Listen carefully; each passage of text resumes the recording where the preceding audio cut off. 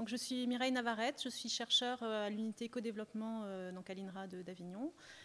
Alors, les enjeux du projet, de la conception de systèmes dans le cadre du projet Ecohort, pour moi, c'est d'abord le premier enjeu, c'est qu'on incite dans les campagnes PNSS, etc., à la consommation de fruits et légumes. C'est les campagnes 5 fruits et légumes, par exemple. Bon, on ne peut pas parler de santé en mangeant des fruits et légumes s'il y a des risques de pesticides. Donc c'est absolument, d'abord pour moi, c'est l'enjeu santé qui est important à régler.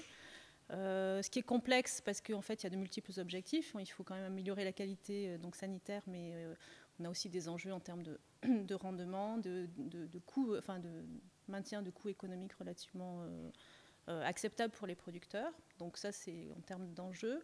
Ensuite, ce qui me paraît important, c'est d'arriver à rassembler plusieurs disciplines. Et ça c'est quand même la capacité du projet Ecohort, c'est d'être capable d'avoir rassemblé à la fois des sciences du vivant, relativement amont, biologie, écologie, génétique, des sciences de l'agronomie, et puis dans des sciences techniques, et puis des sciences économiques et sociales, hein, pour pouvoir identifier les meilleurs leviers dans chaque cas, sachant que pour moi, les leviers pour la conception de systèmes, c'est pas forcément que ceux qui sont à la parcelle.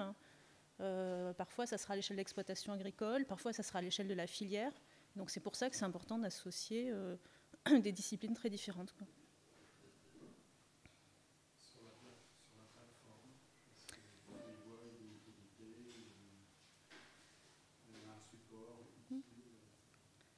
Alors la plateforme Ecohort, bon, je pense qu'il y a des utilisateurs très différents, puisque c'est en fait une plateforme ouverte, donc il y a à la fois des gens extérieurs qui vont pouvoir s'en servir. Moi, en tant que chercheur, l'intérêt principal que j'y vois, c'est peut-être d'accéder à des connaissances, de rassembler en fait ce qu'on appelle la littérature grise, c'est-à-dire tout ce qui n'est pas publié et qui n'apparaît pas dans des sites de type Web of Knowledge, par exemple.